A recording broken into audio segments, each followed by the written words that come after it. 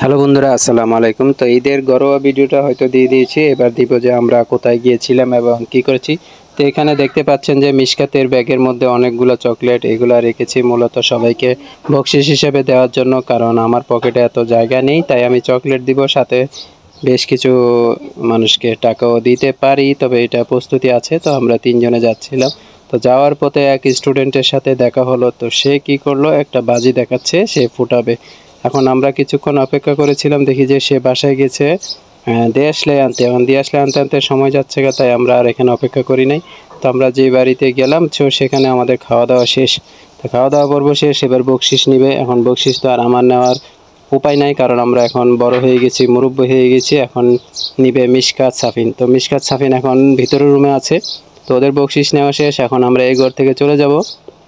তো মিশকাত আসতেছে, তো যাদের ঘরে গিয়েছিলাম তো ওই তো ও বেরোচ্ছে।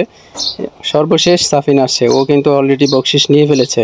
এখন যেহেতু ওর বকশিস নেওয়া শেষ, তাই ওই ঘরে ওর কাজ শেষ, আর খাওয়া দাওয়া তেমন করে না, কারণ ও এখন ওর তেমন সব কিছু খেতে পারে না। তো আমরা এখান থেকে বের হওয়ার আগে আবার একটু কলা কৌশল এবং দেখা সাক্ষাৎ ভালো করেই করলাম, কারণ এখানে আর আসবো না।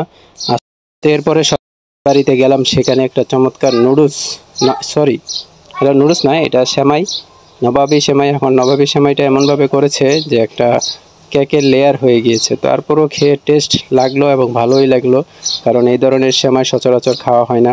তো এখানে আমি আরেকটা কাজ করেছি, আমার সাথে করে একটা লেবু নিয়েছিলাম।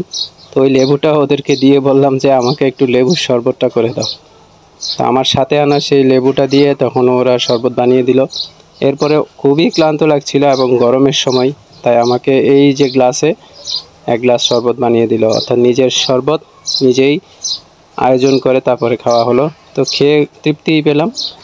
এরপর আমরা এই ঘর থেকে আরও প্রায় ৫-৬টা ঘরে গিয়েছিলাম। তো সেখানে ওই পরিবেশ বা সময় বা মাথায় ছিলই না যে ভিডিও করব। তো সর্বশেষ রাত প্রায় তখন ৯টার দিকে আমার এক ভাইয়ের বাসায় গিয়েছিলাম। তো সেখানে দেখা গেল সাফিনে খাটের মধ্যে শুয়ে উল্টাপাল্টা করে খেলাধুলা করছে। তো সেখানেই ছিল আমাদের সর্বশেষ ঘোরাফেরা। এরপরে আরও ২-১টা ঘর ছিল, সেখানে আমাদের যাওয়া হয় নাই, কারণ অনেক রাত হয়ে যাচ্ছে, তাই আমরা চলে আসছিলাম। তো আজকেই ছিল ঈদের সর্বশেষ ব্লগ ঈদের দিনের। তো দেখা হবে নতুন কোনো ভিডিওতে। আল্লাহ হাফেজ।